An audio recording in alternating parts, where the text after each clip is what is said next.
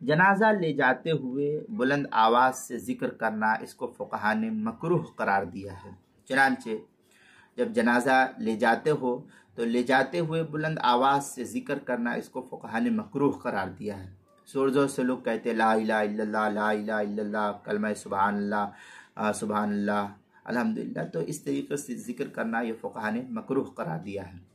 البتہ اگر کوئی شخص آہستہ بلا آواز کے ذکر و فکر میں مشغول رہے تو یہ ذکر و فکر میں مشغول رہنا یہ بہتر ہے۔ البحر الرائق میں ہے وَيَكْرَهُ رَفْعُ الصَّوْتِ بِالذِّكْرِ وَقِرَاءَةِ الْقُرْآنِ وَغَيْرِهِمَا فِي الْجَنَازَةِ، یہ البحر الرائق کی عبارت ہے، دوسری صفحہ 207۔ بدائع الصنائع میں ہے وعن المقیس بن عبادہ رضی اللہ عنہ قال کان اصحاب رسول اللہ صلی اللہ علیہ وسلم یکرہون الصوت عند ثلاث، عند القتال وعند الجنازہ والذکر ولأنہ تشبہ بأہل الکتاب فکان مکروہا، یہ بدائع الصنائع کی عبارت ہے، دوسری صفحہ 46 پر۔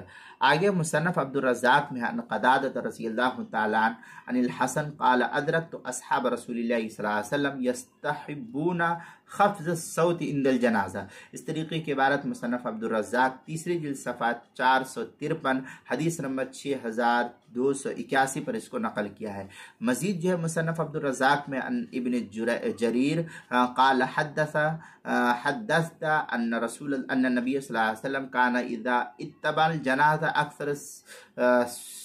سکاتی و اکثر حدیث نفسی، یہ بھی مصنف عبد الرزاق کی عبارت ہے، تیسری صفحہ 453 حدیث نمبر 6282۔ مصنف ابن ابی شیبہ میں ہے عن قتادہ عن الحسن عن قیس بن عماد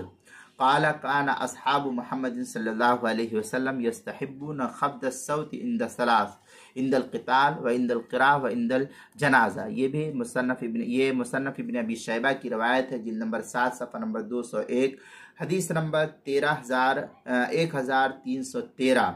آگے مزید ہے مصنف ابن ابی شیبہ میں عن ابن جریج قال کان رسول اللہ صلی اللہ علیہ وسلم اذا کان فی جنازت اکثر السکوت وحدث نفسہ، یہ مصنف ابن ابی شیبہ کی روایت ہے، جلد نمبر 7 صفحہ نمبر 202، اور کتاب المسائل اس کی دوسری جلد صفحہ 73 اور صفحہ 74 پر بھی اس کو نقل کیا گیا ہے۔